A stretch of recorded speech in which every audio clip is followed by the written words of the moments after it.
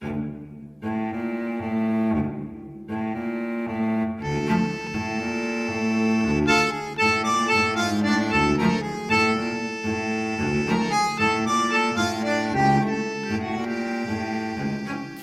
fue uno de los primeros que articuló el política y psicoanálisis, en el sentido, si bien no lo formuló directamente, pero él cuando escribió Psicología de las Masas, es un texto de 1921, después entre las guerras, ¿no?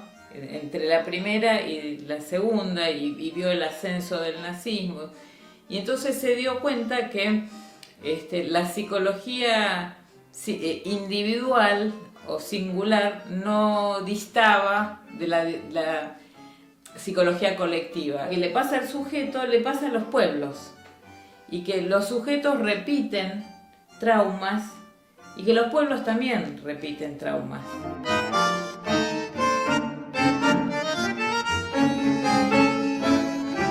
El campo popular dejó de lado la dimensión psicológica, subjetiva, humana, afectiva, pero el poder no. El poder hace mucho tiempo que está trabajando los mecanismos de manipulación para colonizar al sujeto. El nazismo, por ejemplo, utilizó el odio, la construcción del enemigo interno, ¿no?, para poder colonizar, dominar, disciplinar a toda una sociedad, ¿no? Entonces el odio fue un afecto aglutinador. Los argentinos necesitamos un cambio de raíz. Hace décadas que tenemos un modelo de país empobrecedor, donde a los únicos que les va bien es a los políticos. Yo creo que estamos en un momento parecido, donde hay un resurgimiento del fascismo, hay un resurgimiento de las nuevas derechas que utilizan también el cemento afectivo, digo yo, del odio. Nosotros tenemos un personaje como Milei, ustedes en Brasil tienen a Bolsonaro, tuvieron a Bolsonaro, están surgiendo en distintas partes del mundo, como Trump, como Meloni en Italia, ¿no? Como distintos exponentes del neofascismo. Trabajo, empleo y seguridad social, ¡afuera! Tienen con un modo catártico de hacer política y proponen romper todo, ¿no? Y establecen o afirman una libertad ilimitada donde se puede todo, vender órganos, vender un brazo, vender lo que sea, porque todo es libertad, porque la vida está pensada como un mercado, y la verdad que eso no tiene nada que ver con la libertad. Porque la libertad no radica en el yo. En el psicoanálisis, si hay una instancia que no es libre, es el yo. El yo está condicionado por la historia, por la política, por la familia, por la realidad, por las pulsiones. No es libre. El poder supo conquistar y manipular la materialidad con la que está hecho el sujeto, las distintas instancias del sujeto. Supo capturar al yo, entonces vendió: vos sos libre, con tu cuerpo haces lo que querés, con tu dinero haces lo que querés, con tu mérito haces lo que querés. Todas falacias, porque sabemos que si no hay igualdad de derechos, no hay meritocracia que valga, ¿no? La igualdad tiene que estar al principio, no al final. Yo llamo obediencia inconsciente, porque el sujeto obedece sin darse cuenta que obedece, ¿no? Uno obedece a las voces que se imponen en los medios de comunicación, en las redes sociales, que son como un GPS que te dicen dónde tenés que comer, qué tenés que consumir, dónde tenés que veranear. Es como que van manipulando, ¿no? Formateando lo que tenés que hacer. Y vos pensás que sos libre y que elegís. ¿Y qué elegís? Entre Coca-Cola y Fanta o Coca-Cola y Pepsi. Esa es tu elección.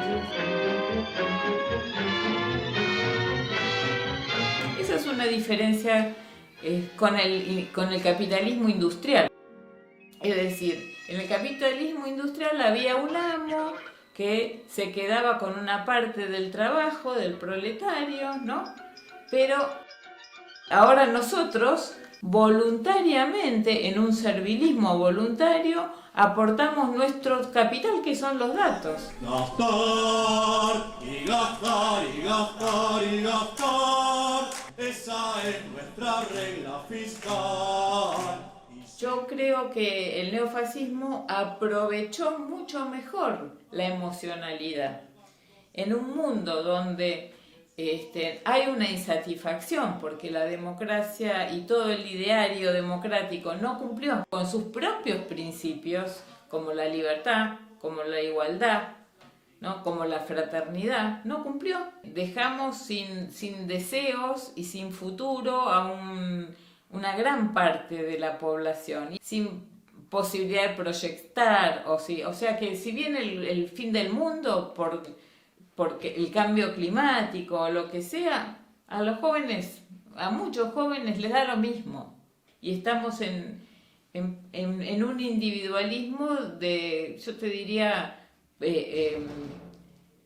predemocrático, prepolítico, ¿no? De un Estado casi natural, como que el Estado no sirve, que el Estado te roba, que la solidaridad está mal. Entonces hay una monopolización del sentido común, hay una monopolización de la verdad, y estamos en un mundo que está cambiando.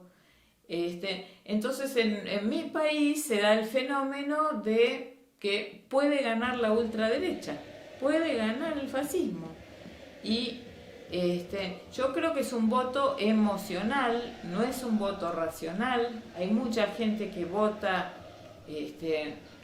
por bronca, por emoción, por decepción. Son espejitos de colores, son cantos de sirena, que la gente cae fascinada.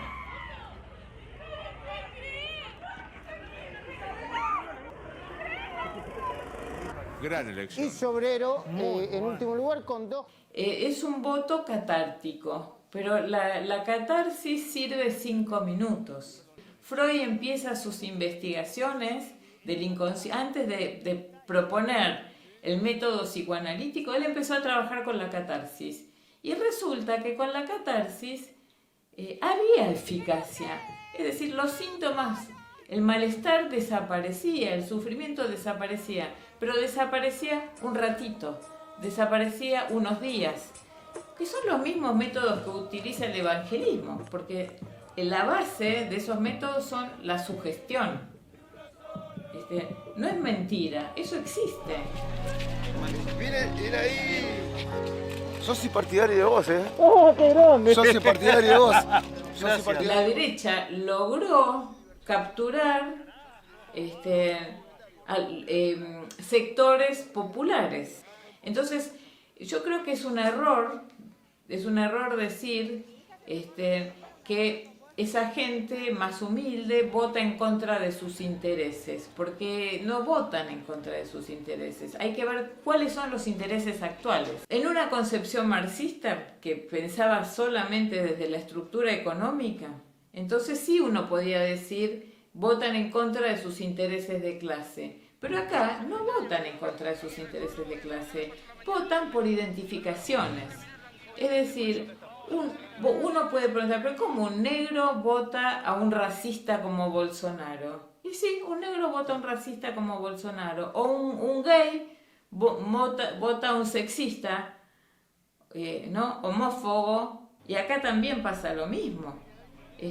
Entonces, ¿cómo es ese fenómeno que hay gente que vota no en contra de sus intereses, sino en contra de sus propios derechos, en contra de su propia vida? Entonces hay que pensar que hay un triunfo de la identificación. Y este es el primer lugar Venimos donde... de un gobierno popular que es muy débil, que no voy a decir que traicionó, pero no respondió, no estuvo a la altura de la política. Y cuando no estás a la altura de la política, esos lugares los ocupa la derecha, porque esta democracia no sirve. Ahora, ¿qué es mejor, el fascismo? No, es mejor la democracia, pero hay que hacer una democracia distinta. Es decir, parece que, por un lado, fortalecer las instituciones, pero por otro lado, fortalecer la construcción de pueblos. Hace muchos años Perón hablaba de esto, de lo que se llama la comunidad organizada. Él decía, es necesario un Estado fuerte, pero al mismo tiempo son necesarias las organizaciones populares que se complementan con el Estado. Entonces nosotros necesitamos una construcción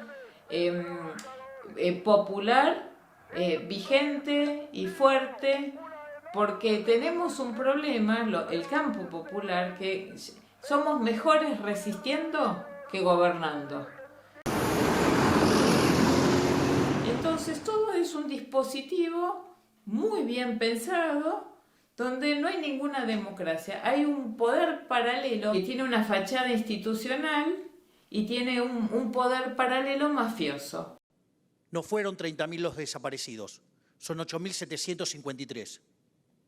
Por otra parte... Acá están diciendo, vamos a tratar de que desaparezca el kirchnerismo. Acá el significante de desaparición o desaparecido no es inocente, es muy fuerte. Nosotros tenemos un invento argentino que es el desaparecido. La figura del desaparecido es un invento nuestro.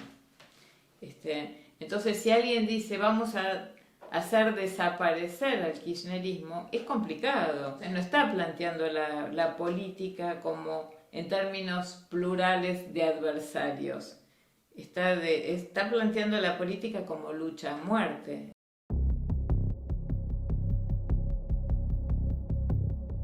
Yo creo que estamos en presencia de un plan Cóndor 2 para América Latina, porque el plan Cóndor 1 fue de los golpes de Estado, de las Fuerzas Armadas, ¿no?, destituyentes de gobiernos democráticos, y ahora ustedes en Brasil lo tuvieron con Dilma, lo tuvieron con lo que pasó con Lula, que tuvo que ir preso, después se demostró la inocencia, Cristina está proscripta, no tenemos un candidato. Bueno, ahora nos tiene que gustar Massa y lo vamos a militar a Massa, pero no es nuestro representante. Nuestra líder natural era Cristina, que está bloqueada por la UFER, por persecución política. Entonces es un plan de toda Latinoamérica esto. Es el mismo plan, que no les gustan los gobiernos populares, no les gustan, entonces nos dicen corruptos y nos proscriben. Mi casa fui secuestrada. Me tuvieron encerrada meses. En nuestro país, nosotros somos un ejemplo en la justicia que tuvimos, en el proceso militar, ¿no?, como los juicios que se hicieron, toda la política de derechos humanos, que es una cuestión de Estado. Nuestra democracia se fundó con todo eso, pero trataron de matarla a Cristina hace poco, el año pasado, hace un año. Y ahí se quebró el pacto democrático. No solo que se quebró, sino que no pasó nada. No se investigó, no pasó nada, se naturalizó. Yo no creo que pueda gobernar, Milei. No sé si va a ganar, pero si gana, no creo que pueda gobernar, porque acá hay un sindicalismo fuerte, hay organización de derechos humanos, hay mucha militancia social, y bueno, yo no creo que pueda gobernar, porque se va a poner en contra del pueblo al segundo día. ahora parece que el campo popular tiene la tarea política de empezar a limitar, a asumir otra responsabilidad respecto de la democracia y desarrollar mucho más la democracia participativa. Cristina nos dice, tiene una frase: saquen de la mochila el bastón del mariscal y sea cada uno un dirigente. Esto quiere decir, empodérense, y que el destino de nuestro país depende de nuestra praxis.